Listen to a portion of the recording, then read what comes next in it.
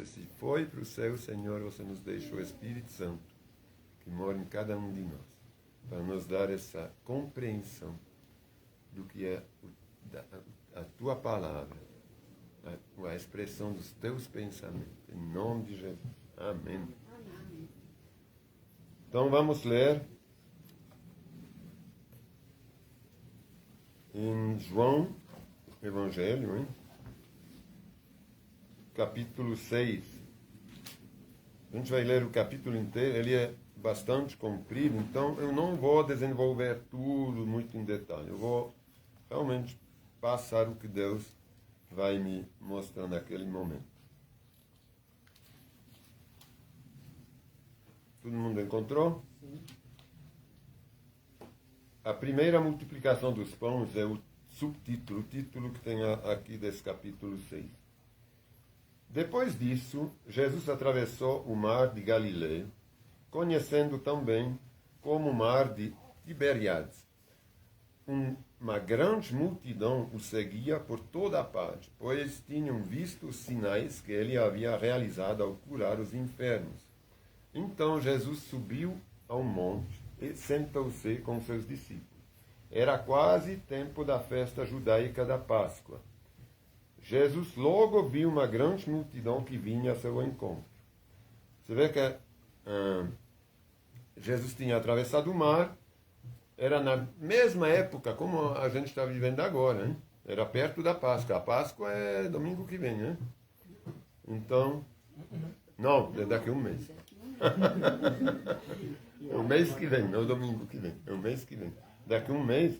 Então, é mais ou menos nessa época que a gente pode imaginar que ele estava aqui pregando, hein? Ele tinha atravessado o mar, e lá ele viu uma grande multidão que vinha ao seu encontro. Por que essa multidão vinha ao encontro dele? Porque ele fazia grandes milagres, hein? Ele tinha curado, aqui está escrito, uma grande multidão o seguia por toda parte, pois tinham visto os sinais que ele havia realizado ao curar os enfermos. Então, na verdade, eles eram interessados não especialmente a Jesus, mas eram interessados ao quê? Aos milagres. Hein? É isso que está escrito aqui. Pois eles viam os sinais. Então, não era mesmo a pessoa de Jesus, certo? Era quase tempo da festa judaica da Páscoa. Jesus logo viu uma grande multidão que vinha a seu encontro. Voltando-se para Filipe, perguntou: onde podemos comprar pão para alimentar toda essa gente? Disse isso para pôr Filipe à prova, pois já sabia o que ia fazer. Mas ele perguntou para Filipe: onde que a gente vai poder comprar pão para nutrir todo esse povo? A gente tem que imaginar que naquela época não tinha padaria em cada esquina, e não tinha nem carro, nem moto, para rapidinho ir comprar alguma coisa, voltar. Não, esse pessoal tinha ouvido falar dele, e talvez tinha saído já a noite anterior, o dia anterior, ou cedo de manhã. Hein? Filipe respondeu: mesmo que trabalhássemos vários meses, não teríamos dinheiro suficiente para dar alimento a todos. Então, um dos seus discípulos, André, irmão de Simão Pedro, falou: aqui está um rapaz com 5 pães de cevada e 2 peixes. Mas que adianta isso para tanta gente? Jesus respondeu: digam ao povo que se sente. Todos se sentaram na grama que cobria o monte. Só os homens eram cerca de 5.000.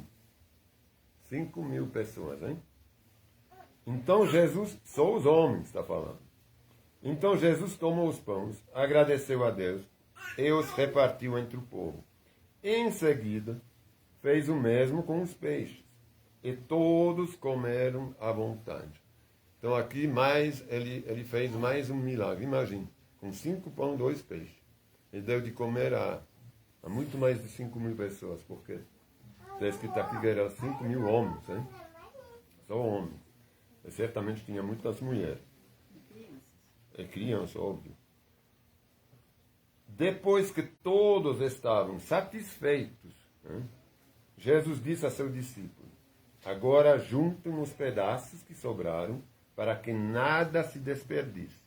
Eles juntaram o que restou e encheram ainda 12 cestos com as sobras. Imagine quanto pão tinha, hein? Quando o povo viu Jesus fazer esse sinal, quando está escrito aqui sinal, esse milagre, é uma tradução que traduz como sinal.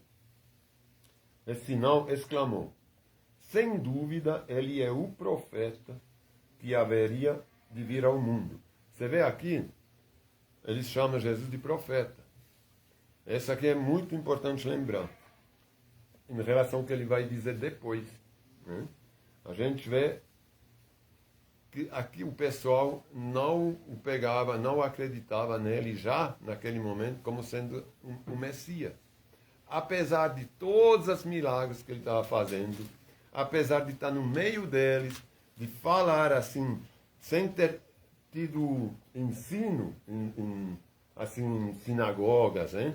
Sem ter sido ensinado, ele já falava que Deus era o pai dele, esse tipo de coisa, mas mesmo assim eles não acreditavam. A gente vai ver depois bem a prova disso. Quando o povo ouviu Jesus fazer esse sinal, exclamou: sem dúvida, ele é o profeta que haveria de vir ao mundo. Jesus sabia que pretendia obrigá-lo a ser rei deles, de modo que se retirou sozinho para um monte. Jesus anda sobre o mar. Ao entardecer, os discípulos de Jesus desceram à praia, entraram no barco e atravessaram o mar em direção a Cafarnaum. Cafarnaum era uma cidade do outro lado do lago, que é um mar, na verdade, lá. Mas é um grande lago, hein? Mas se chama mar, mas é um lago. Quando escureceu, porém, Jesus ainda não tinha vindo se encontrar com eles, lá do outro lado, hein? Logo um vento forte veio sobre eles, e o mar ficou muito agitado. Depois de remar uns 5 ou 6 quilômetros, de repente viram Jesus caminhando sobre o mar. Ele caminhava sobre as águas, em direção ao barco. Ficaram aterrorizados. Imagina você ver de repente a pessoa que você está sempre convivendo com ele caminhando na água. Aí uns pensaram até que era fantasma. Em outros evangelhos a gente vê que eles ficam tão aterrorizados, eles falam: parece um fantasma. Achava que era um fantasma. Mas ele lhes diz: não, sou eu, não tenho medo. Eles o receberam no barco e logo em seguida chegaram a seu destino. O que aconteceu? Ele veio até o barco e falou: não, sou eu, não seja amedrontado, não se amedronte, sou eu. Aí eles reconheceram ele entrou no barco, e o que está escrito? Logo em seguida chegaram a destino. O mar estava agitado, hein? Eles estavam todos com medo. Eles receberam no barco e logo em seguida chegaram ao destino. São coisas que quando a gente lê, passa até despercebido. Mas é mais um milagre. A quantidade de milagres que tem nesse dia para esse pessoal. Primeiramente, o próprio Jesus é um milagre. Ele fala de Deus para a multidão, sendo um filho de um carpinteiro. Esse aqui já é um milagre. De falar assim das escrituras, da lei e de tudo. Depois ele multiplica peixe, multiplica pão, anda nas águas. Por fim, agora, ele acalma o mar, entra no barco e logo eles estão chegando no destino a salvo. Sem perceber, eles já estão lá no destino. Hein? Então, como que a gente poderia duvidar? Hein? Aí aqui, como subtítulo, no versículo 22, tem assim: Jesus, o pão da vida. É nisso que eu quero chegar.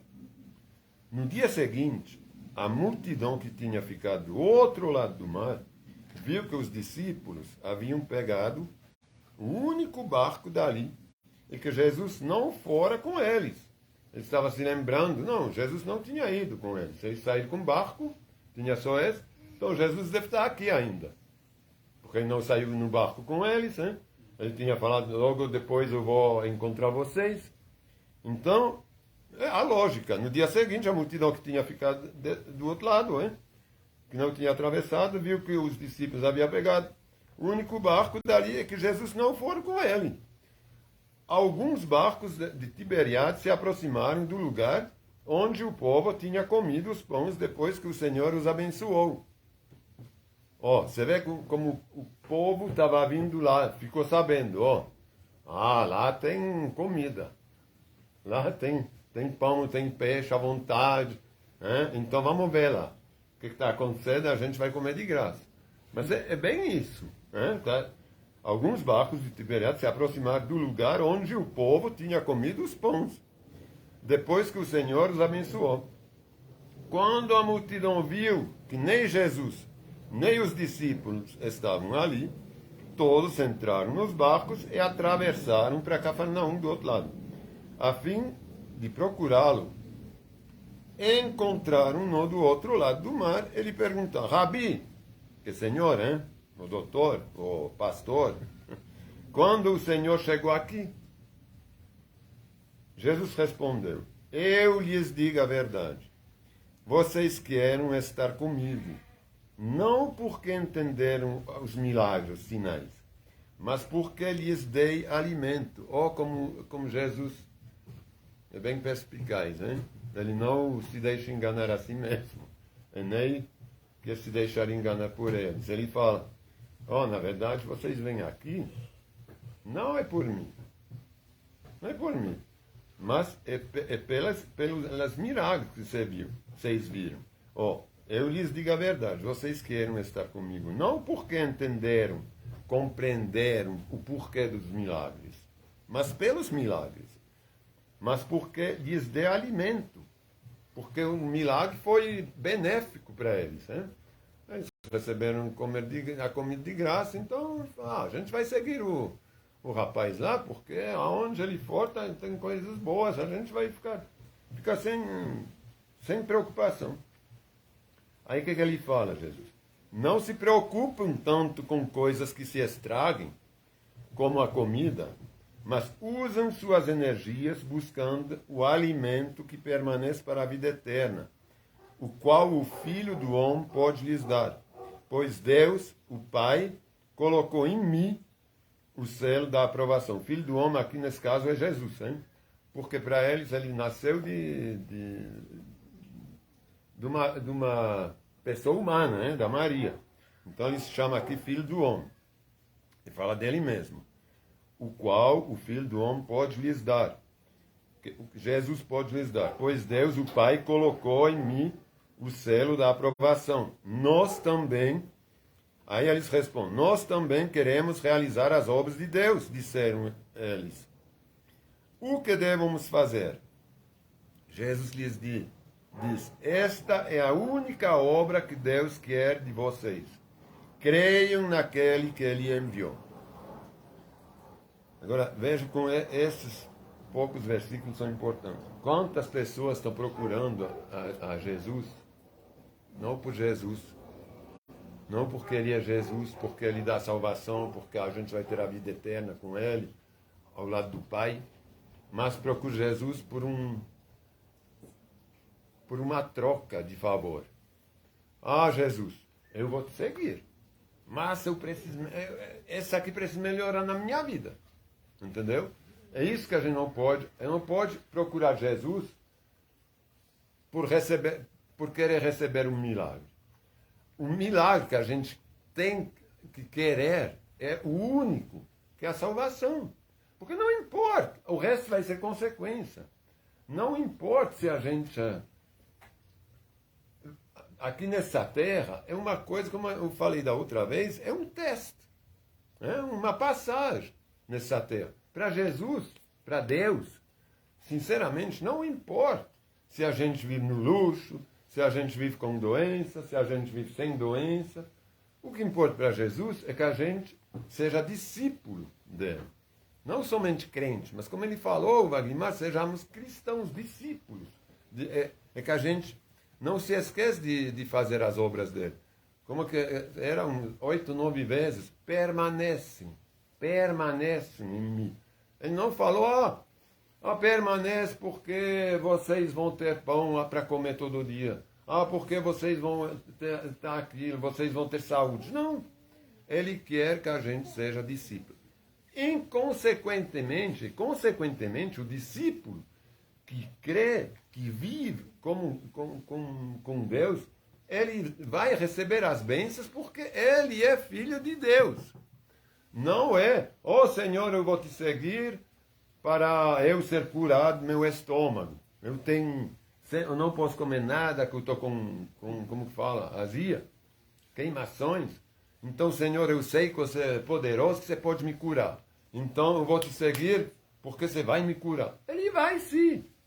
Mas a gente não pode ser, porque a gente não vai permanecer, não. Por que vai acontecer? A gente vai ser curado, porque Deus é fiel. Alguém pode orar para a gente, para a nossa doença. Uma vez curado, a gente vai esquecer. Isso acontece muito. Entendeu? A gente não vai permanecer. Porque a gente não procurou Jesus para permanecer com Ele. A gente não procurou Jesus para mudar de vida. A gente procurou Jesus para ser atendido, para uma troca. Jesus, eu vou dar aqui, eu vou passar meu tempo lá, vou lá nessa igreja, vou fazer isso, porque eu sei que em troca, você vai me curar. E não isso. A gente vai receber a cura de tudo e qualquer coisa. A gente vai receber as bênçãos de tudo e qualquer coisa. Se a gente permanece com isso, são consequências. Não é o objetivo. O objetivo é olhar em primeiro lugar para o reino de Deus. Esse aqui é o objetivo. Procurar o reino de Deus. Procurar o reino de Deus não é procurar a ser curado por uma doença, qualquer que seja. É procurar o reino de Deus. O resto lhe será acrescentado. Não é?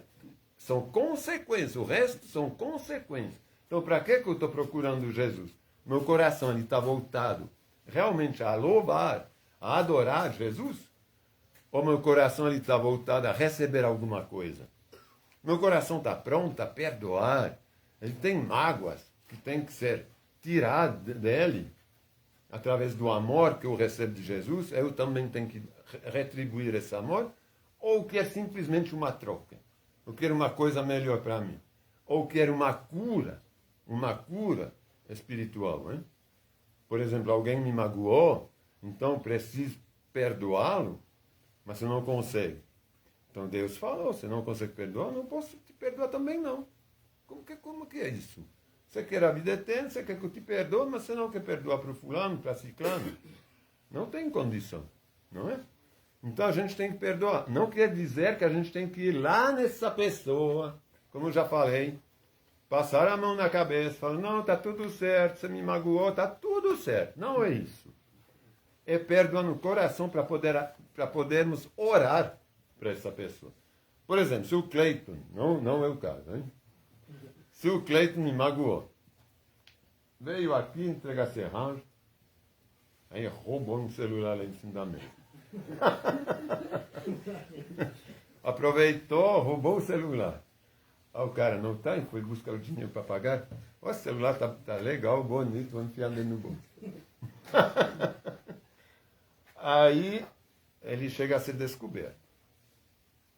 Mas ele fala, não, sou eu não. Mas eu sei que é ele, não é? Então, o que vai acontecer? Eu vou criar uma mágoa no meu coração. Não é verdade, eu estou inventando só para dar um... Ele é maravilhoso. Mas eu vou criar alguma coisa no meu coração. Cada vez que ele vem, eu de jeito nenhum vou orar para ele e melhorar de vida. Porque eu estou magoado. Então, só que está escrito na palavra que tem que orar para os inimigos. Que tem que orar para quem está precisando de médico. Quem não precisa de médico, o Wagmar, que já é santo, eu não preciso nem mais orar para ele. Porque ele é grande, ele já está comendo mais que leite, ele não está mais no leite, já está comendo sólido, ele já tem a palavra, ele pode, ele mesmo ora para os outros. Então ele não precisa mais. Agora, ele que é um ladrão, ele que me roubou, entendeu? Eu tenho que orar, eu tenho que poder orar para ele. Mas para isso eu tenho que perdoar no meu coração. Tem que falar, não, um coitado, ele precisa conhecer Deus, não é? Ele precisa conhecer a Deus. Então, eu vou orar, Senhor, eu vou te pedir tocar o Cleiton. Eu creio que através do teu Espírito eu vou amarrar esses potestades que estão atormentando ele, que estão fazendo roubar celular, sei lá o que mais. Mas é assim que funciona. Porque eu quero ele para ti, Senhor. E cada vez que ele vem, eu não vou olhar torto para ele. Mas também não vou passar a mão na cabeça dele, não. Ele tem que me pedir perdão. Aí eu vou perdoar. Mas no coração estou orando para que ele possa vir me pedir perdão e devolver o celular. Ou se não consegue devolver, me fala, Oba, me desculpe, te roubei. Você precisa de algum saco de serragem? Eu vou te arrumar algum saco que eu vou trabalhar final de semana extra. Sei lá, mas você está entendendo? Ele vai vir pedir perdão. Assim ele vai conhecer a Deus. Agora, se eu falo para ele, Cleiton, eu sei que é você que me roubou, mas está tudo certo, eu te perdoo, tá? Porque eu sou de Deus. Não é assim que funciona. Ele vai roubar mais ainda. O cara me perdoa. Para os inimigos. Eu estou falando tudo isso porque às vezes a gente quer Jesus, mas não, a gente não quer mudar. A gente não quer tirar as coisas que a gente não quer melhorar. A gente quer que Deus nos melhore. Mas a gente não quer fazer nada para mudar isso, para seguir a palavra. Então, talvez você conheça alguém assim, que te roubou, que te fez mal, que te chamou de sei lá o quê. É que você não consegue nem mais ver, que você muda de lado quando você vê. Então, é bom poder orar para ele. Porque, na verdade, quando essas pessoas estão roubando, estão matando, estão fazendo... São gritos de socorro. A gente tem que ver isso tudo como gritos de socorro, como SOS. Eu preciso de Deus. Eu preciso... Tem que ver um grito. Alguém que no trânsito começa a te xingar. Escuta assim, SOS, eu preciso do amor de Deus. Porque são gente que não tem o amor de Deus. O cara que no trânsito para o carro, sai do carro, vai dar um murro no outro, ele não tem o amor de Deus. Entendeu? Então a gente tem que ver isso como um grito. E você fala, rapaz, eu tenho um recado para você. Quando ele vem para te dar um... Espera aí, calma aí, eu tenho um recado para você. Você precisa conhecer a Jesus, ele te ama. Você não quer que eu converse um pouquinho com... Eu tenho certeza que esse cara vai começar a pensar duas vezes. Jesus não morreu para ti? A gente tem... Agora, claro que se eu me irrita, vai dar a maior briga, não é? Então a gente tem que ser capaz de poder orar para o inimigo. Ou de recepcionar uma pessoa que vem com violência, com paz e amor. Não quer dizer que eu vou... Não, bata aqui, rapaz. Não, é passar um recado. Se realmente ele insiste, é correr. É correr, porque Deus também vai ajudar nesse caso. Mas é verdade. Não tem que... Isso não tem martírio que vai ajudar. Não é eu me matando que vai propagar a palavra de Deus. Isso é mentira. Isso aqui a gente não encontra na palavra, não. Quando eles falam, não, porque ciclano é martírio. Primeiramente, todos os discípulos que eles falam que morreram assim e assado, não tem, é história, né? São fatos históricos. Mas até Nero, vocês podem pesquisar. Até Nero, eles estão falando que Nero pôs fogo em Roma, hein? E queimou todos os cristãos. Isso não é comprovado, não. Então, eles ensinam nas escolas, é tudo. Mas não tem comprovação disso, real não. Então são coisas que vieram de persecuções de cristãos, porque Roma pegou fogo, e falaram que Nero colocava os cristãos como lampiões. Isso tem muitas coisas na história, fatos históricos que não são realmente fatos, que são fake. Como hoje eu tenho certeza que tem muitas assim, fake news, né, que eles falam, que vão se perpetrar na história. É que daqui 100, 200, 500, 1000 anos, talvez, vão falar que era assim, mas era uma falácia, era narrativa. Que vão lá, que são escritos em jornais. Quando a gente pega o jornal, a gente vai pegar os jornais de hoje, onde está cheio de narrativa, e pegar daqui 30 anos o que saiu no jornal, vai passar a ser fato histórico. E não é bem assim, tinha muitas mentiras. de um lado como do outro, sem fazer política. Mas tem muitas mentiras que se publicam e que vão virar fatos históricos daqui 100 anos, 200 anos, porque vão retomar esses fatos daquela época. Enfim, a gente tem que tomar muito cuidado. Isso é para ver como que é importantíssimo, em primeiro lugar, procurar Jesus, a vida eterna, a salvação, e não uma troca-troca. Eu sei que a maioria das igrejas, estou falando assim, não a igreja de Cristo, mas essas assembleias de crentes, eles estão só fazendo isso praticamente. Vem cá aqui para ajudar. Você tem que ajudar o teu próximo. Claro, mas é consequência de ajudar. Não é o objetivo. O objetivo você vai para a igreja para ser salvo. E depois para conhecer a Jesus, para conhecer o nosso Salvador, o nosso Criador. Quem pode nos perdoar dos nossos pecados, que a gente sabe que a gente é mau.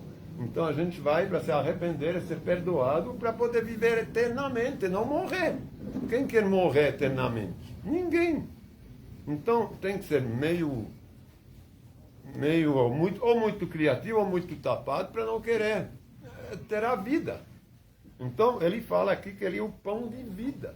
Então é Jesus. Então vamos procurar Jesus em primeiro lugar. Eu vou dar a continuidade do testemunho que Wagner deu da Laís. Quando o Wagner falou que a Laís se converteu, domingo passado, a gente com a Milena, ela pediu para conversar comigo lá. Aí, pode perguntar, Milena. Eu até como é que a gente fala? Desincentivar? Não. Desencorajou. Desincentivar. Desencorajou ela a se converter. Mas você quer mesmo no teu coração? Porque não adianta você falar uma coisa agora, e domingo que vem, ou o ano que vem, não querer mais seguir a Jesus, não ser discípulo. Tem consequência. Você vai ter uma vida muito pior. Porque se você não dorme hoje, eu falei para ele, se você não dorme hoje, se você aceita por aceitar, você vai dormir. Eu vou orar para você, tudo, você vai dormir.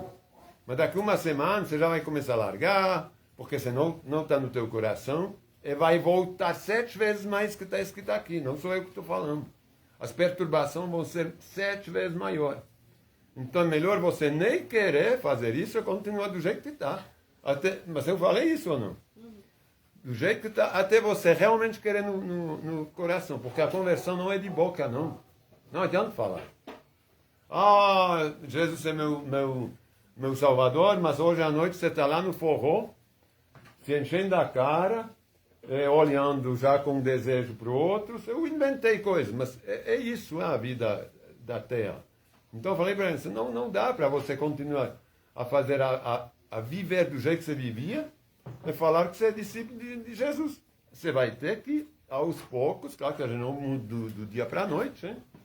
Mas aos poucos a gente vai caminhando na santificação, vai aprendendo com a palavra, porque Deus sabe o que a gente tem no coração, Ele sabe a nossa intenção, Ele sabe se a gente quer, agora se ela quiser se converter só para poder dormir, vai bem. Existe remédio para poder dormir, não é? Se é só por isso, entendeu? Então, ou ela se converte porque ela quer a salvação, ou ela se converte por uma troca e não vai ser legal para ela. Então, é um estilo de vida. Eu sempre falo, eu tenho um estilo de vida campestre, é verdade. Mas, em primeiro lugar, eu sou um campestre discípulo de Cristo. Eu tenho que refletir o Senhor Jesus. Quando eu vou a algum lugar, quando começo a falar, quando alguém fala comigo, eles têm que perceber que eu tenho alguma coisa que talvez um ímpio não tenha. Eu tenho uma paz que eu posso transmitir alguma coisa, uma fé ou alguma coisa de verdade. Porque se eu não tenho isso, o que me faz diferente do outro? Cadê meu selo? Cadê o selo do Espírito Santo? Ou o Espírito Santo que me convence, é que eu creio, ou sou eu, quando quiser. Aí não, isso não funciona. Isso não dá felicidade nem paz. Vou continuar aqui. Jesus já estava preocupado com isso. Jesus respondeu, eu lhes digo, 26, eu vou reler, versículo 26. Jesus respondeu, eu lhes digo a verdade, vocês querem estar comigo, não porque entenderam os sinais, mas porque lhes dei alimentos. Não se preocupem tanto com os cais que se estragam, quer dizer, com todas as coisas da vida, como a comida, não somente com a comida, mas usam suas energias buscando o alimento que permanece para a vida eterna. Usam as suas energias, a sua força, toda a força que a gente tem hoje, a gente tem que procurar o reino de Deus em primeiro lugar. O resto não importa, o resto a gente não vai levar. Ele fala isso aqui. O qual o Filho do Homem pode lhes dar. Pois Deus, o Pai, colocou em mim, em Jesus Cristo, o selo da aprovação. Nós também queremos realizar as obras de Deus, disseram a eles. O que devemos fazer? Jesus lhes disse, esta é a única obra que Deus quer de você. Creiam naquele que lhe enviou. Pronto, acabou. Eles responderam, se deseja que creamos no Senhor, mostre-nos um sinal, um milagre. Eles já não viram. Como é muito cara de pau, não? O ser humano, não, mas eu vou...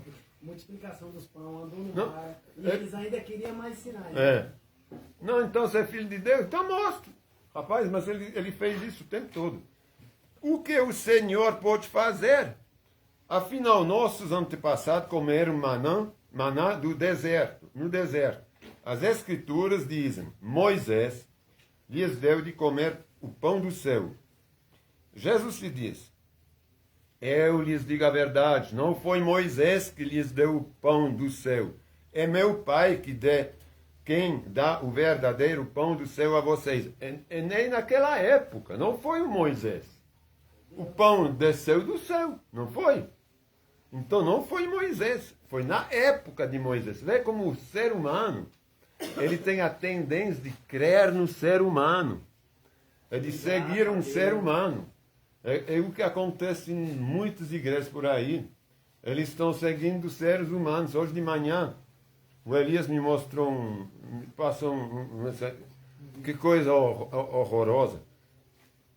Uma igreja conhecida tinha que dar oferenda, pôr uma oferta para poder tocar os pés da, sei lá o que, apóstola, não sei, da bispa, para poder tocar os pés. Ela sentada num trono, com os pés descalços.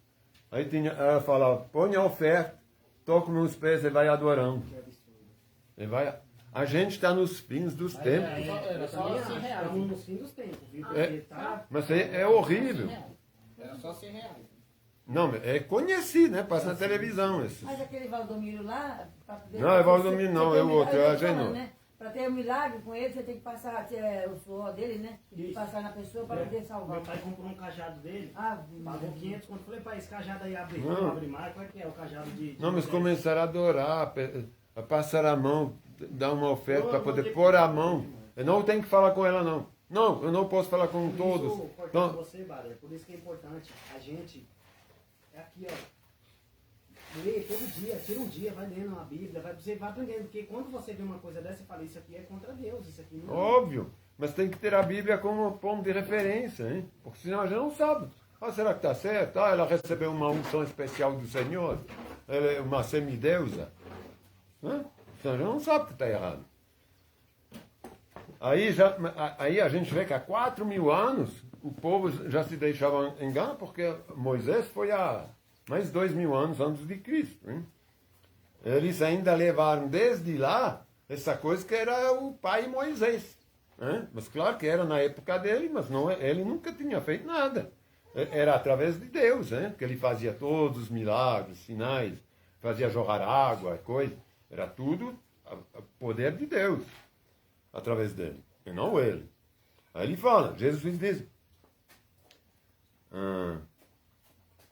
eu lhes digo a verdade, não foi Moisés quem lhes deu o pão do céu, é meu Pai quem dá o verdadeiro pão do céu a vocês agora. O verdadeiro pão de Deus é aquele que desce do céu e dá vida ao mundo, que é Jesus. Senhor, dê-nos desse pão todos os dias. A gente quer a vida, disseram eles. Jesus respondeu, eu sou o pão da vida. Quem vem a mim nunca mais terá fome. Quem crê em mim nunca mais terá sede. O que é isso? Nunca mais ter fome nem sede. Nunca mais terá preocupações. Nunca mais terá ansiedades. Nunca mais terá nada. Porque tem a paz. A paz, ela preenche tudo.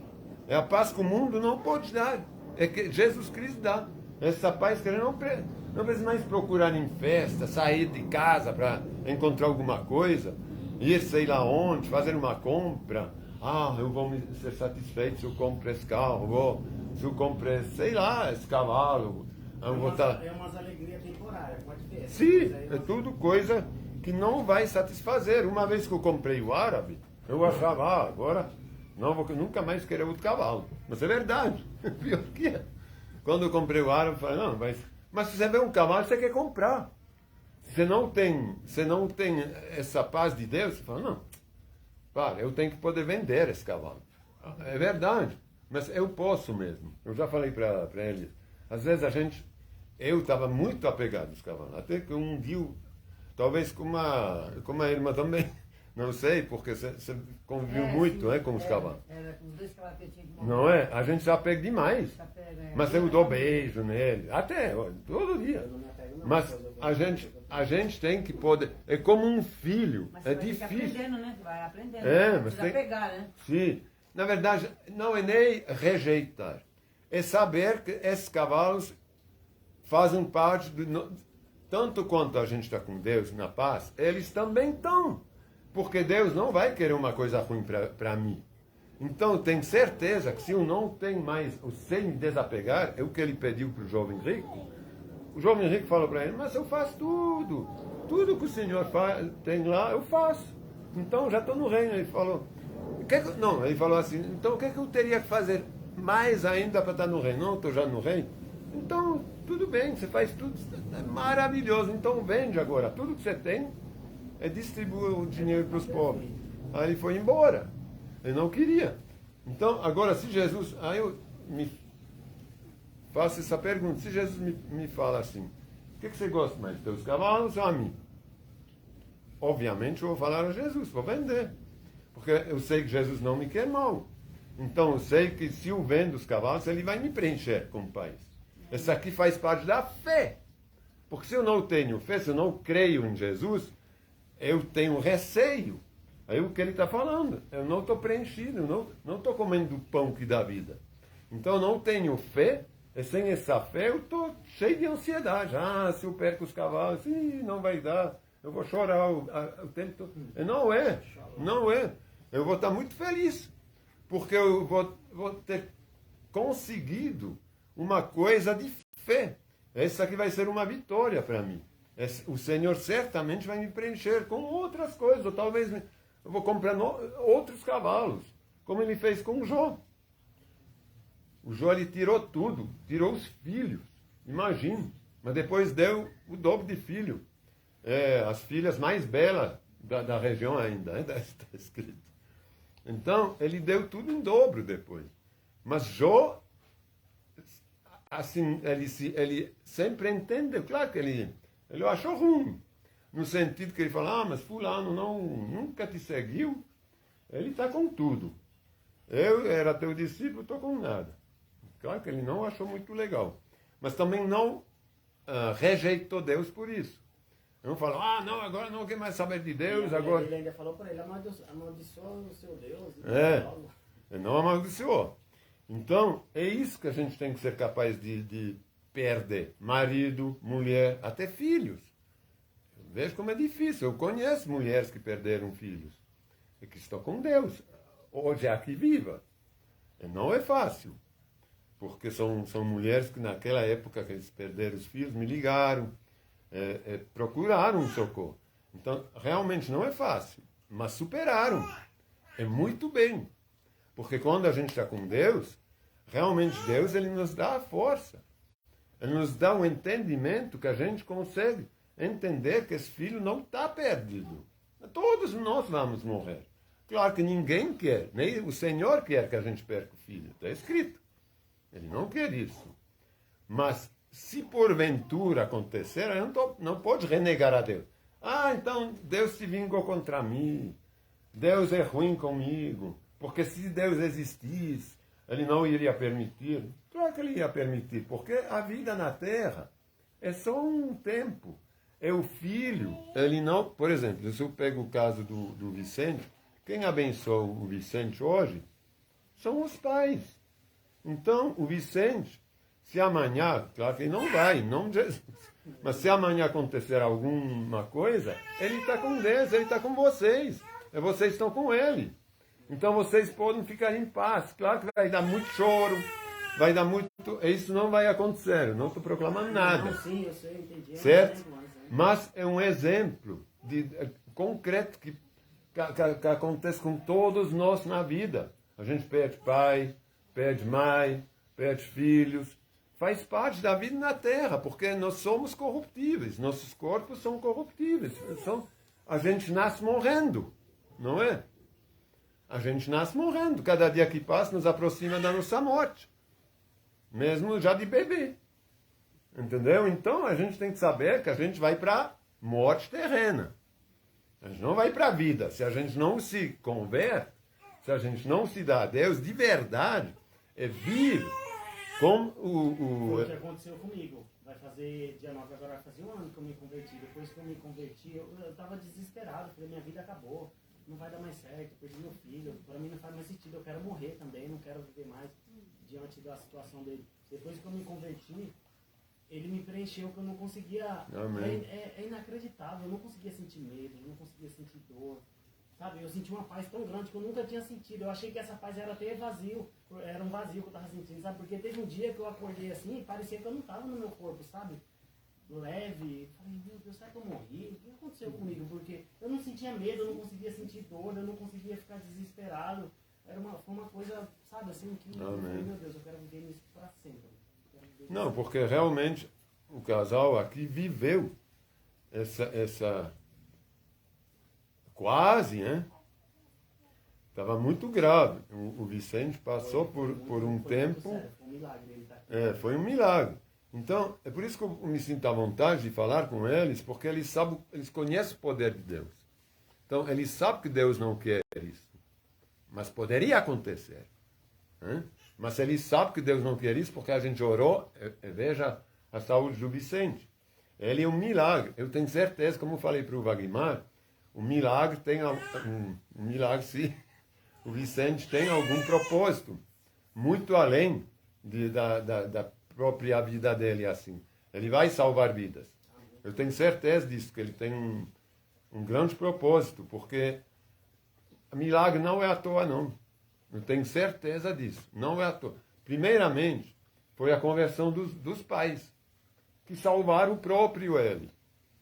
Ele mesmo se salvou, claro que é Deus, mas através da conversão dos pais. Porque se acontecesse alguma coisa com ele naquela época, nenhum deles estava salvo. Entendeu? E hoje todos são. Uma coisa belíssima, através de acontecimentos, não é? Acontecimentos que a priori são ruins, mas que são uma graça. Foi uma graça de Deus essa doença que ele teve. Uma graça de Deus. A gente tem que poder enxergar dentro das coisas, enfermidade, graça. É por isso que ele fala, quando os discípulos perguntam para ele uma vez, mas quem pecou, acho que eu já falei isso, quem pecou, a mãe ou o pai, quando nasce um filho com enfermidade? Jesus respondeu, nenhum dos dois. Nenhum dos dois pecou.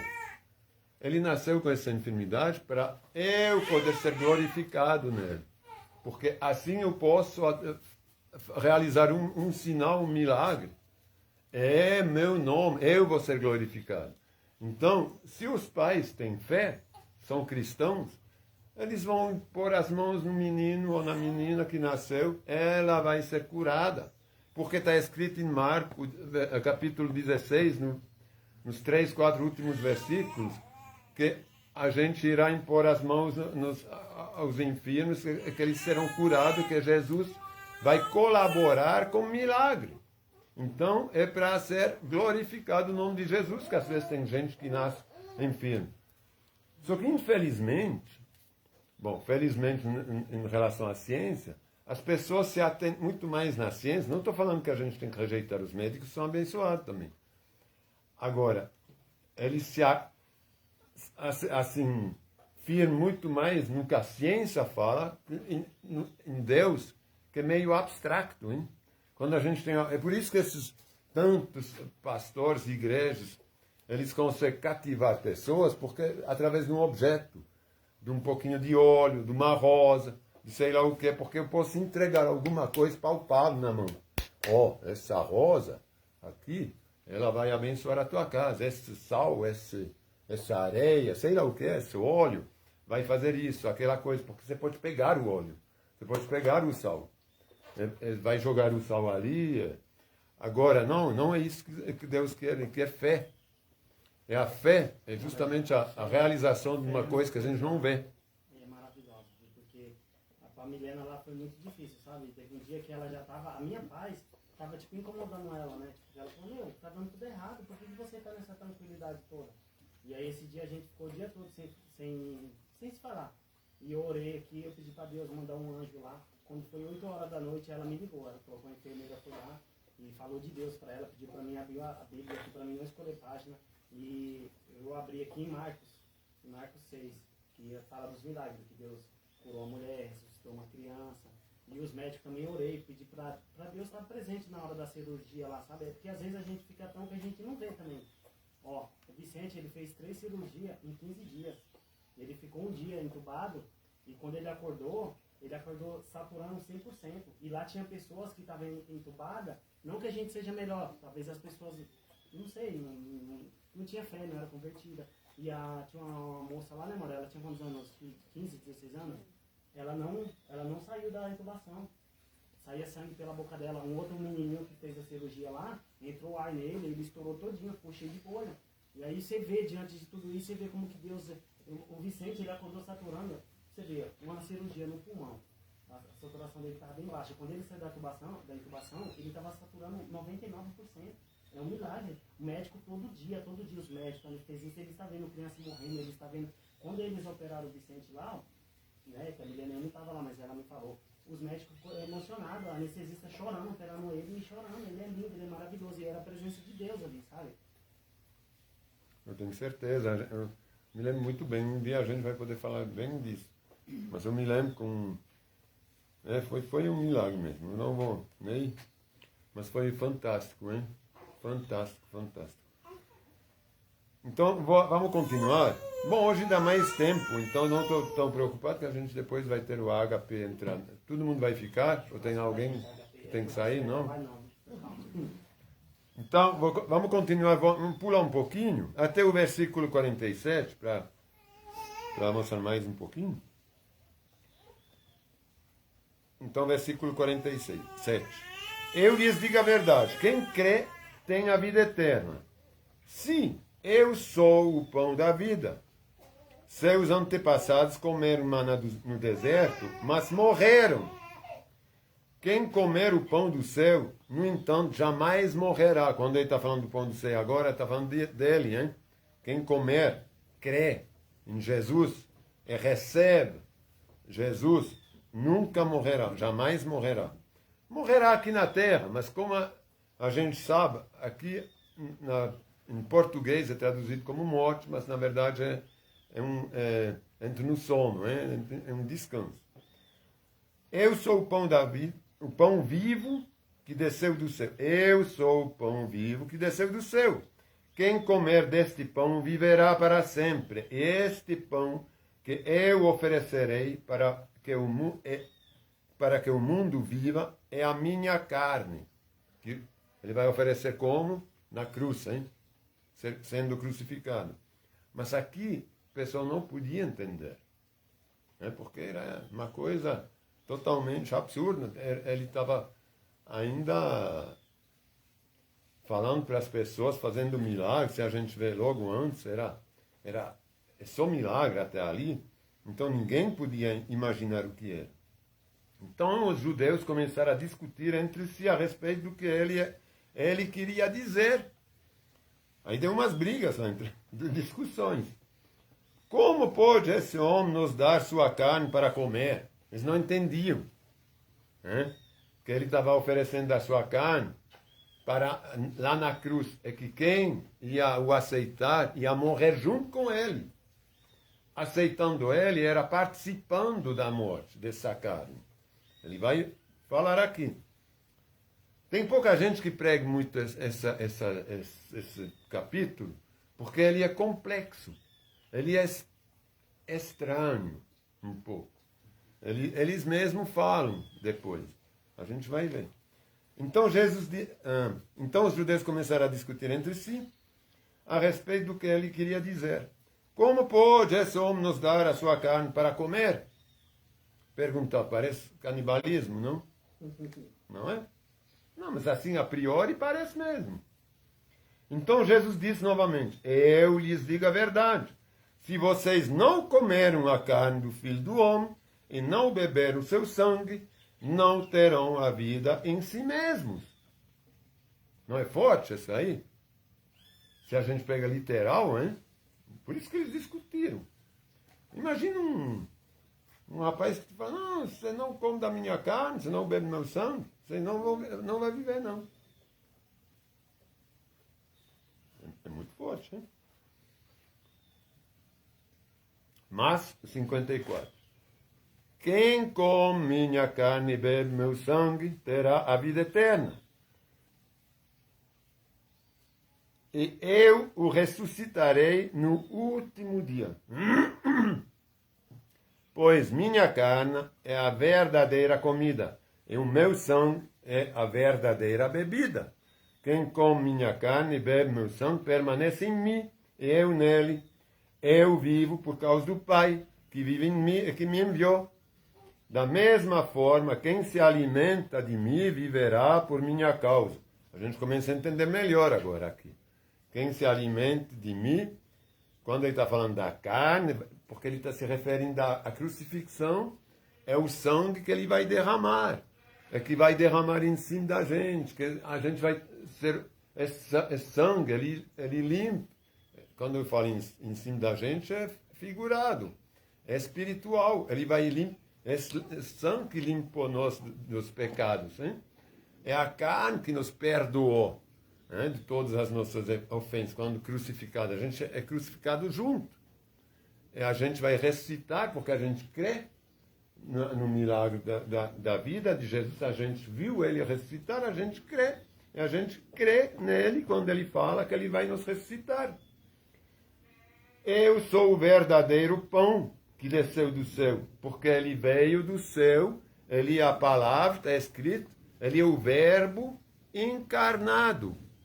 Ele é Deus que veio morar no meio da gente, na terra. Jesus. Está escrito a palavra encarnada, porque até então a palavra era a palavra. Jesus veio como palavra, mas em carne.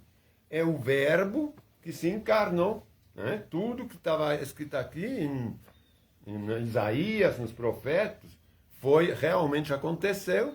Ele veio no meio da gente para se fazer conhecido, para dar a sua graça, se oferecer gratuitamente por nossos pecados. Cumprir as profecias. Isso já foi cumprido. Podem ler, eu não vou ler agora, senão a gente não vai acabar, mas Isaías 53 está anunciando 700 anos antes da vinda de Jesus, a própria vinda de Jesus. Tudo em detalhe. Isaías escreveu isso há 700 anos antes da vinda de Jesus. Então tudo aconteceu. Já se comprovou. 58. Eu sou o verdadeiro pão que desceu do céu. Seus antepassados comeram maná e morreram. Quer dizer, não foram salvos, portanto, apesar de ter comido pão que veio do céu. Mas não era o pão que salvava. Né? Era o pão para subsistir. No Êxodo, no deserto. Quem comer este pão, que é Jesus, não morrerá, mas viverá para sempre. É por isso que ele veio. para nos dar vida eterna, para nos salvar. O pão, o maná, ele não salvava. Ele só mantinha vivo, mas ele não salvava dos pecados. Hein? Ele disse essas coisas quando ensinava na sinagoga de Cafarnaum. Aí o que aconteceu? Depois disso, isso é um retrato de hoje. Quando você fala isso, tem muita gente que não quer isso, não quer receber a palavra, tal que ela é. Eles querem receber promessas, eles querem receber flores, eles querem receber... Não, isso aqui não existe. A gente quer bênçãos. Isso aqui é muito... Ó, nos 60, muitos dos seus discípulos, disseram, sua mensagem é dura. Eles queriam ouvir coisas assim, mel com água com açúcar. Não, vocês não precisam me seguir, vocês não precisam mudar. Eu vou lhes dar, eu sou bom, eu vou lhes dar. Como essas coisas que a gente escuta. Quem é capaz de aceitá-lo? A sua mensagem é dura. Quem é capaz de aceitá-lo? Jesus, sabendo que seus discípulos reclamavam, disse, isso os ofende? Então, o que pensarão se viram o Filho do Homem subir ao céu onde estava antes? Se isso está lhes ofendendo, quando fala de crucifixão, claro que eles não entendiam. Ele fala em parábolas. É por isso que a gente precisa do Espírito Santo para entender.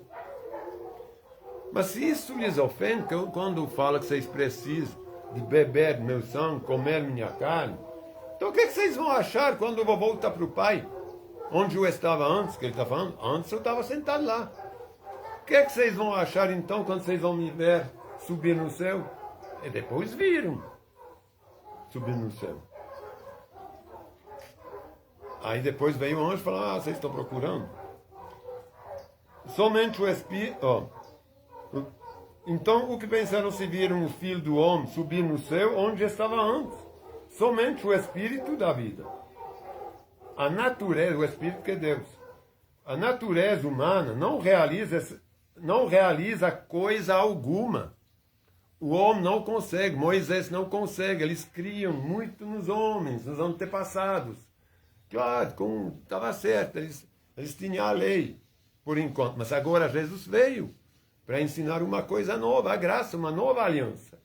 O derramamento de sangue é o testemunho da nova aliança com os homens. A graça, a aliança da graça.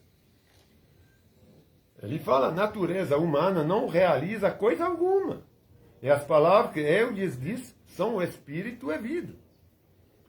Porque tudo que ele disse é através do Pai. O Pai é o Espírito, não é Deus? Mas alguns de vocês não creram em mim. Pois Jesus sabia desde o princípio que quem não acreditava nele e quem iria traí-lo. Claro, ele é onisciente. E acrescentou, por isso eu disse que ninguém pode vir a mim a menos que o Pai o dê a mim. Nesse momento, muitos de seus discípulos se afastaram. Essa coisa estranha, hein? Quem não crê no Pai e em Jesus, não pode vir ao Pai. Essa que ele sabe, é por isso que ele fala, vocês têm que crer em mim, porque eles não criam. Eles criam só no Pai. Só crer no Pai não basta. É como hoje crer, por exemplo, sem ofensa nenhuma, mas crer em Deus é crer na Virgem. Como se alguma coisa terrena, humana, a natureza humana, não realize coisa alguma. A Virgem Maria, ela não morreu virgem. Ela nasceu mulher, ela concebeu virgem pelo Espírito Santo e depois teve filhos com José, naturais, que são irmãos de Jesus. Então, ele explica bem, vocês estão crendo em cheio de homens, vocês estão idolatrando, certamente, como que a gente fala, deusas, naquela época, é tudo coisa humana. São essas coisas escultadas, todos esses deuses com D minúsculo, são coisa alguma, nada. Por isso eu disse que ninguém pode vir a mim a menos que que crê no Pai, a menos que o Pai o dê a mim. Por quê? Porque o Pai o dê a ele. Porque ele vem do Pai, ele é o Espírito do Pai. Então a gente não consegue crer no Pai sem crer nele. Os dois vão juntos. Isso que a gente tem que entender aqui. Nesse momento, muitos dos seus discípulos afastaram-se dele e o abandonaram. Então Jesus se voltou para os 12 e perguntou, os 12 que ele tinha escolhido, hein? Porque lá tinha muito, ele tinha 5.000, hein, que ele tinha pregado. Então imagina a quantidade de discípulos que estava seguindo. Discípulo, entre aspas, hein? Porque senão não ia largar assim, não. Aí ele se voltou para os 12. Simão Pedro, nesse momento, então Jesus se voltou para os 12 e perguntou, vocês também vão embora? Simão Pedro respondeu, Senhor, para quem iremos? O Senhor tem as palavras da vida eterna. Nós cremos e sabemos que o Senhor é o Santo de Deus, é o Cristo. Santo de Deus é o Cristo, hein? Então Jesus diz, eu escolhi vocês 12, mas um de vocês é um diabo. Vai trair, o Judas, Iscariote. Ele se referia a Judas, filho de Simão Iscariotes, um dos 12, que mais tarde o trairia. Então, ao ficar aqui, o Senhor me deu esse capítulo hoje de manhã. Certamente, eu tenho certeza que ele tem um alcance muito profundo, porque ele nos dá o entendimento que a gente tem que procurar a Jesus realmente por ser Jesus, e não por algum benefício. Que tudo isso ele fala, não tem ninguém, nada, não procure Jesus através de uma pessoa, através de mim, por exemplo. Nunca pensa, o padre, ele tem uma oração muito forte. Sim, eu tenho uma oração muito forte, como qualquer um santo tem. Porque está escrita, a oração do cristão, do discípulo, é muito poderosa. Mas ela não é mais poderosa que qualquer um que se dá a Cristo. É que tem um Espírito Santo. O meu Espírito Santo não é diferente de qualquer um. É o mesmo poder que qualquer um tem. Qualquer um pastor, qualquer um que se diz que tem um ministério com Deus. Então, isso é a palavra que fala, não sou eu. Então, não vê Deus através de mim. Vê Deus através de vocês. Através do Espírito Santo que mora em vocês. É através da vontade pura do seu coração. E não através de alguma relação de negócio. É uma relação de confiança, não de negócio. Eu lembro cortando você, às vezes eu ficava, no comecinho, isso bem no começo, eu ficava inseguro lá em casa, lá, assim, com a mente dividida, sabe? Porque no começo a gente tem muita dúvida, assim. Aí eu ficava com medo, eu vim aqui no bar, e falou assim, você tem que viver da sua fé, viu? O inimigo fica vendo isso aí e vai falar pra você que você só é poderoso quando você tá comigo. Isso. Aí eu falei, é verdade, faz sentido. Não é bem assim. Não, porque... Não, é claro que era no início, eu nunca recusei hora também, quando ele veio. Não, estou dando um exemplo, né? Mas se você fosse uma pessoa... Não, é só através de mim que você vai conseguir. Não, tem gente que alimentam isso. Aí vem, peraí, que eu vou orar. Chama tal que eu vou orar. Não, já... Vai virar um benzedor, como diz o caso. Porque quando a gente se converte, ele fala que a oração de um justo é muito poderosa. Então, exatamente. A sua oração também... Em Tiago, hein? Tiago 5, 16. Então pode ler. A oração do justo Portanto, confessem-se os pecados uns aos outros e orem uns pelos outros para serem curados.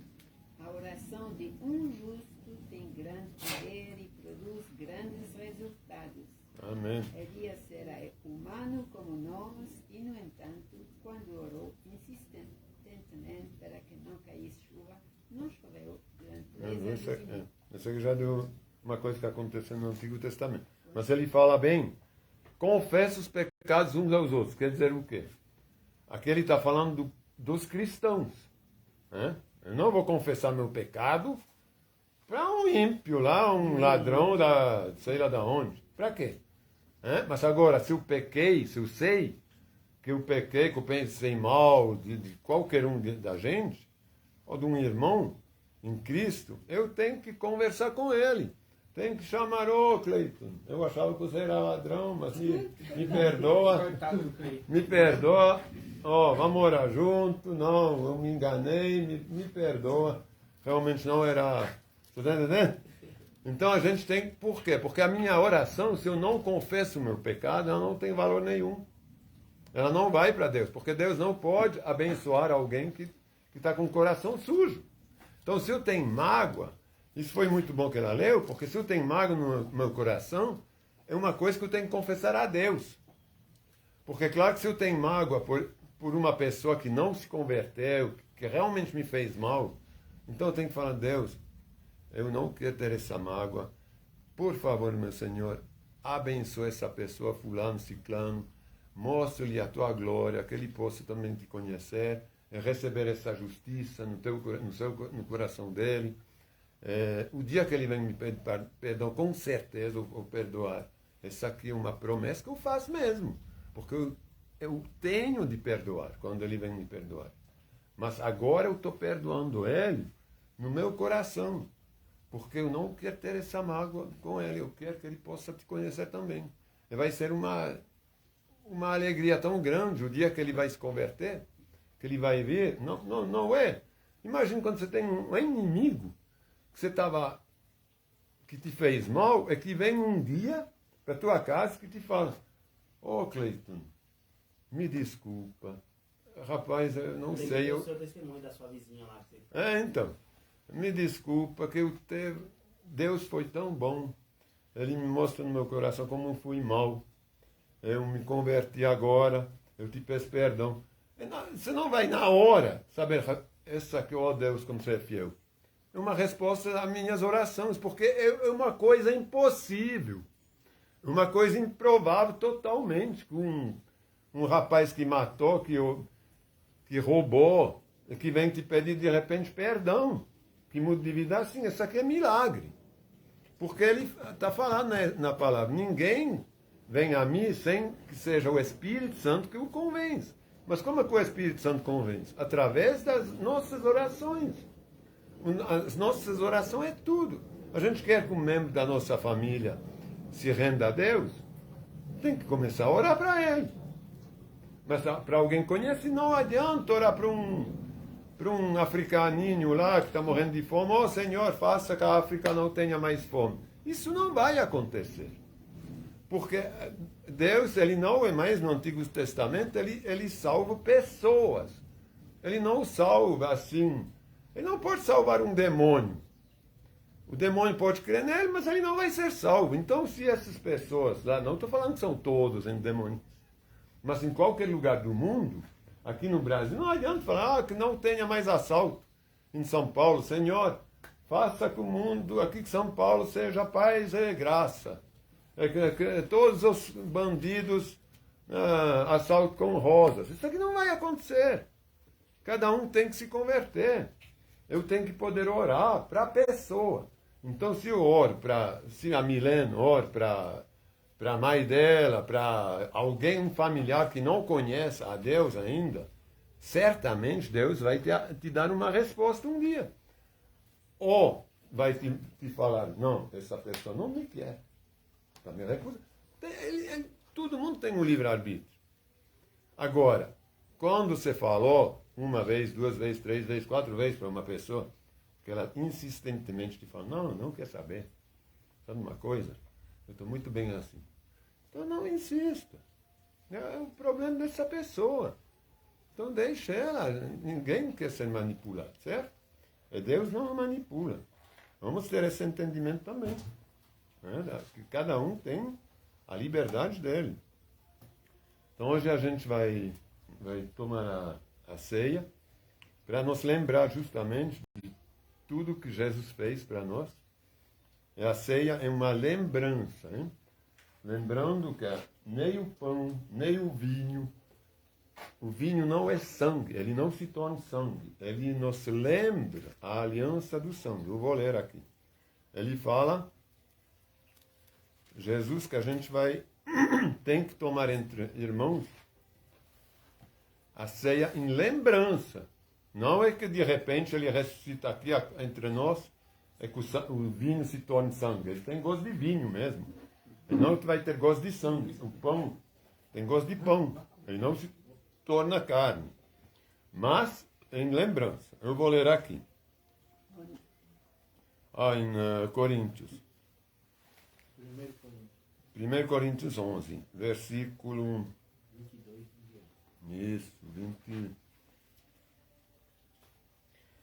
Bom, não vou ler o 22, mas eu posso ler, mas não que aconteça aqui. Então vou ler desde o 20, para todo mundo entender. Porque na época, o que Jesus fala, Jesus não, Paulo, aqui é Paulo falando, ele lembra, Paulo, que quando a gente se reúne, é por isso que a gente faz um lanche. Na época era chamado de agape, é uma comunhão fraternal, comendo e bebendo entre a gente. Então, a gente geralmente faz um lanche para não ser só uma coisa, vem, não, para a gente ter uma comunhão fraternal entre a gente. E lá eles comiam. Hoje a gente vai fazer churrasco, porque é aniversário da Miriam, mas uma vez por mês a gente faz um almoço, normalmente. Aqui, veja, aqui, que não é nosso caso aqui, que hoje todo mundo veio para comer e beber. Ordem na ceia do Senhor. No versículo 16... não, vou pegar do 20, hein? Quando vocês se reúnem, não estão interessados de fato na ceia do Senhor. Então vou esperar que o Rocha encontre. 1 Coríntios. Coríntios é depois dos evangelhos de João, vem Atos, depois Romanos, e depois Gálatas, e depois Coríntios. É bom que aqui tem as instruções sobre a ceia. São as instruções sobre a ceia, certo? Então vou começar do versículo 20 para não prolongar demais. Quando vocês se reúnem, não estão interessados de fato na ceia do Senhor. Alguns de vocês se apresentam em comer a própria refeição como resultado, se apressem em comer a própria refeição. Como resultado, alguns passam fome, enquanto outros ficam embriagados. Imagina, tem uns que vêm, já comem tudo e nem deixam os seus outros comer. Não tem mais nada para os outros comer. Eles vêm só para comer. Eles não vêm pela palavra, né? Pela ceia, para se lembrar do que o Senhor fez. Ele está falando. Porque tem vinho, tem muitos que falam, especialmente no Brasil, aqui a gente usa vinho mesmo, é vinho. Não é suco de uva, hein? É vinho. Porque tem muitos que falam, não, mas você não pode tomar vinho. Mas era sempre vinho. O vinho, na palavra, ele é sinal de alegria. Jesus tomou vinho, né? Sim, ele não só tomou, mas ele tomava junto com ele. Mas ele transformou água em vinho. Não era suco de uva, não. O milagre dele. Primeiro milagre. Porque já está escrito também, mas a gente não vai falar disso agora não, mas um dia eu vou pregar nisso. Enquanto outros ficavam embriagados. Será que vocês não têm casa onde comer e beber? Ele estava falando assim, então come em casa antes de vir, vocês estão morrendo de fome. Come um pouquinho em casa e depois vocês vêm para a igreja. A gente confraterniza e deixa comida para todo mundo. Não vem morto de fome. Tem uns que não comem por 2 dias antes de algum evento, né? Para poder se aproveitar. E lá ele fala bem, será que vocês não têm casa onde comer e beber? Ou querem mesmo envergonhar a igreja de Deus e humilhar os pobres? Porque os pobres não têm muito comida, não conseguem nem comer o que tem lá. Que devo dizer? Querem que eu os elogie? Certamente não os elogiarei por isso. Ele está os repreendendo, ensinando sobre a ceia, como tem que ser tomada a ceia. Pois eu lhes transmiti aquilo que recebi do Senhor. O apóstolo Paulo falando. Na noite em que o Senhor Jesus foi traído, aí ele tomou o pão, agradeceu a Deus e partiu e disse: este é meu corpo que é entregue por vocês.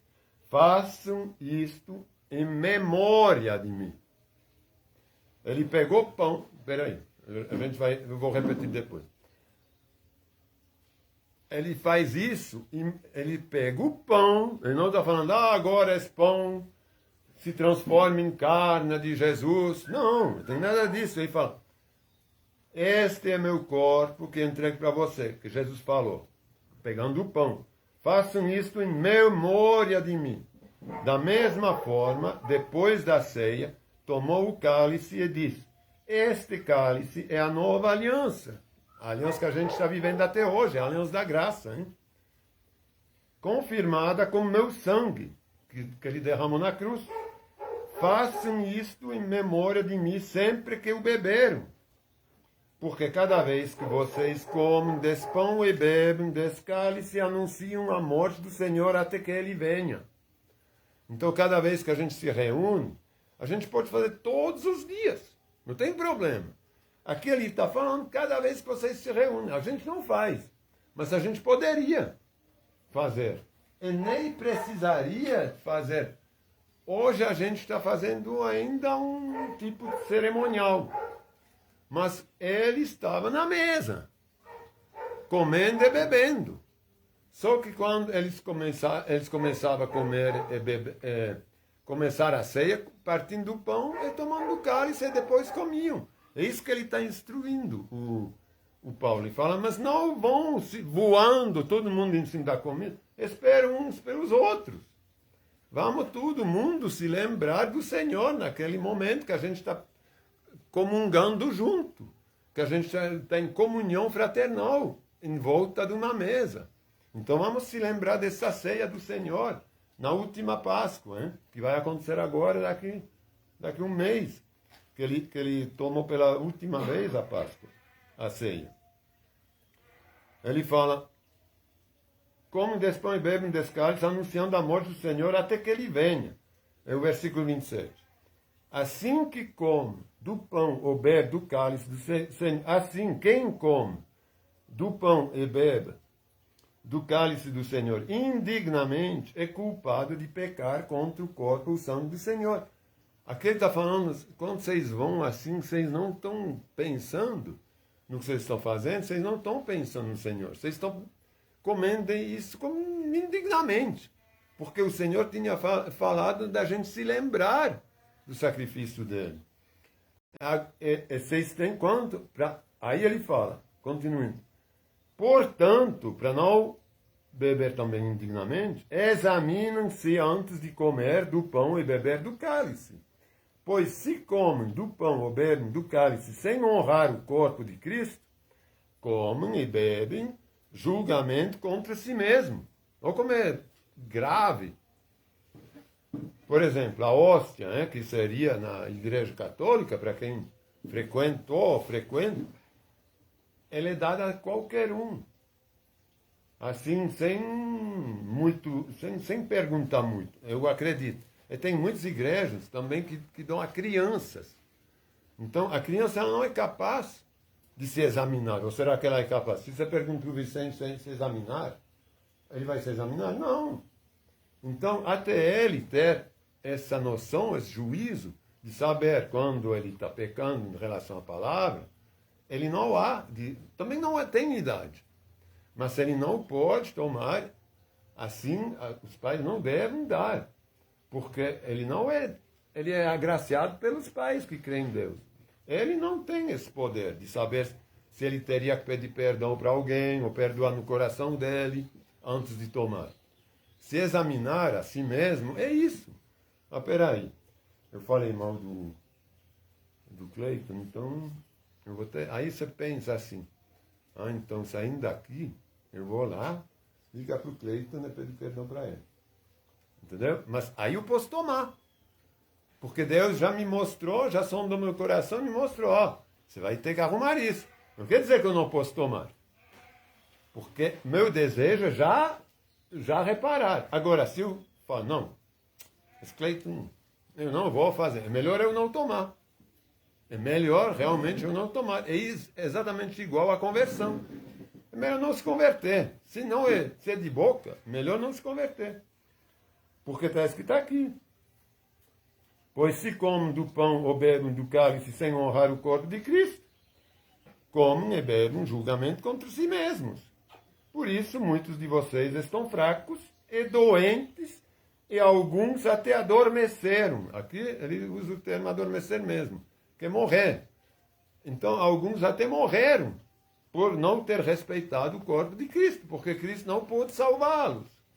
Porque quando a gente tem uma doença, vamos supor, eu tenho um câncer, de repente. Aí eu tenho uma mágoa. Deus não pode me abençoar.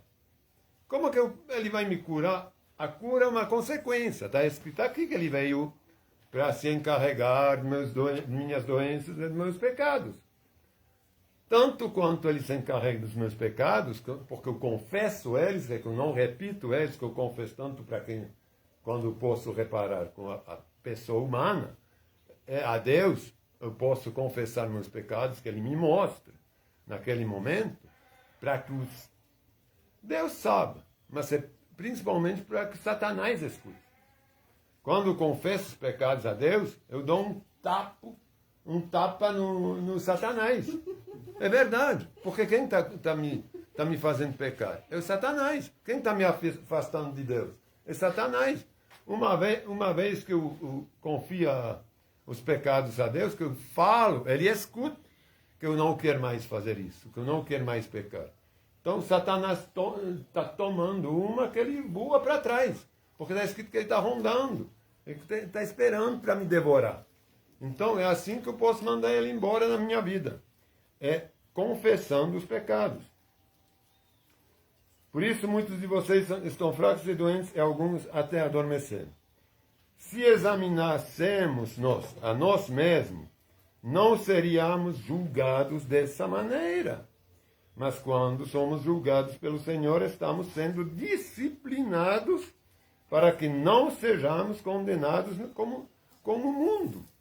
Então, se quando a gente se examina, é que o Senhor nos julga, nos mostra, você vai ter que fazer isso.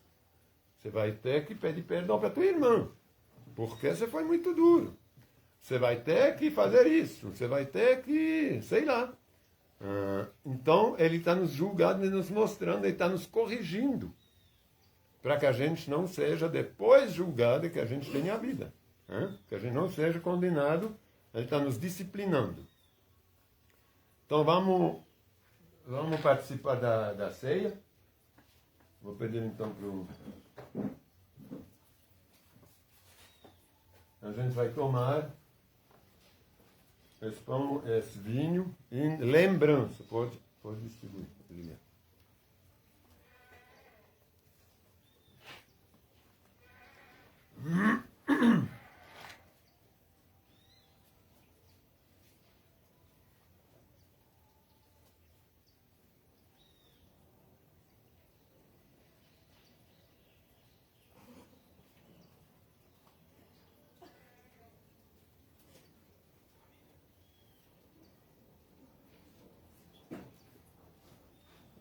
Então, vou ler aqui, a gente vai... Na noite em que o Senhor foi traído, ele tomou o pão, agradeceu a Deus, partiu-lhe e disse: este é meu corpo, que entrega agora para vocês. A gente vai se lembrar agora, Senhor, se lembre desse teu corpo, que foi entregue na cruz, que foi crucificado, que foi açoitado, que sofreu, Senhor, por nós, por nossos pecados. Você tomou sobre si, Senhor, todos os nossos pecados. Você pagou o preço no nosso lugar. A gente que tinha que subir na cruz, a gente que tinha que crucificar nosso corpo, mas tu, Senhor, pela tua graça, o fez por nós. E você pagou o preço alto através dessa crucificação na cruz, Senhor. Eu te agradeço, a gente quer se lembrar agora, tomando esse pão, se lembrando dessa carne que foi açoitada e crucificada pelo perdão dos nossos pecados. Pode tomar.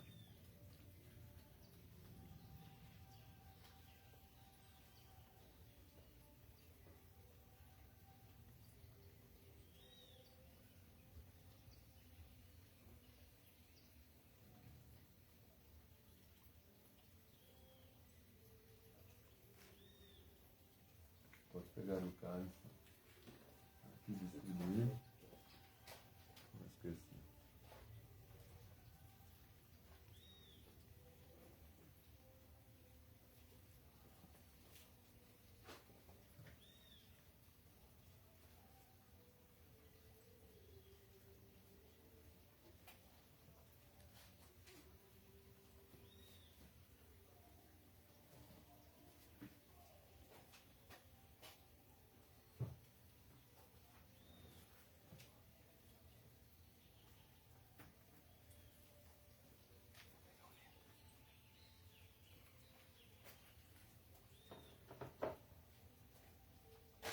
E da mesma forma, depois da ceia, tomou o cálice e disse: Este cálice é a nova aliança, confirmada com meu sangue.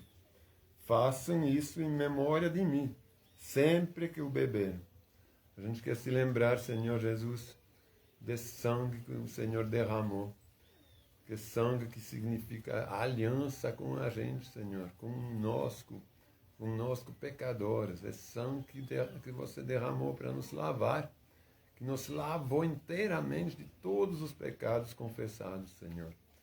Eu te agradeço, Senhor, porque nem o Satanás pode nos lembrar dos nossos pecados, porque uma vez lavados pelo teu sangue, Senhor, eles são inacessíveis, eles não aparecem mais, a gente pode olhar para trás, não existem mais, porque o teu sangue os lavou, eles não foram só esquecidos, eles foram lavados pelo teu sangue. A gente quer nos lembrar agora dessa aliança que o Senhor fez conosco através do teu sangue, essa graça que o Senhor nos deu de nos lavar de todo o pecado, nos aceitar no teu reino para a vida eterna ao lado do Pai. Podem tomar.